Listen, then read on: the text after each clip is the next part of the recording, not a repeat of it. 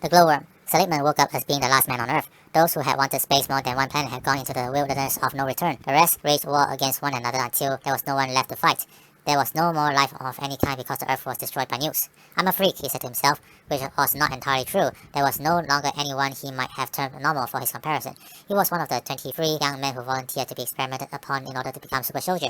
Only he survived the experiments. His body became indestructible that no knife could penetrate his skin and no bombs could hurt him. He was immune to radiation and his body glowed a green aura. The indestructible man had been created too late. Seligman threaded his way through the tortured wreckage and crumpled metalwork. He often had the feeling of being watched. He knew what it was. Death. Seligman had been building a spacecraft for 2 years through reading texts on rocket motors and pirating pieces from other ships. Although Seligman had not been a scientist or a mechanic, he was fortunate to find a drive that was intact in a partially destroyed ship. Finally, he was ready, and all that remained were those routine check tests and loading the food for the journey.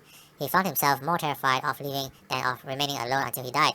Finding a meal from the wasted stores in the city had become an increasingly more difficult job. Further, he suddenly realized that he had not eaten since the day before. He had been so engrossed in his work that he had completely neglected to eat.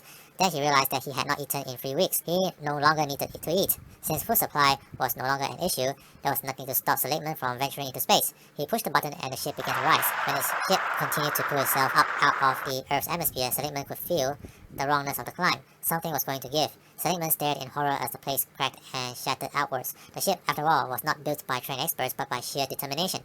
He fainted. Seligman woke up when the ship passed the moon. The engines cut off. There was no air in the cabin. It's obvious that he no longer needed air to stay alive, thus losing the last vestige of humanity. He was more than a messenger now. He was a shining symbol of the end of all humanity on Earth, a symbol of the evil their kind had done. Alone, he hadn't known the meaning of the word before.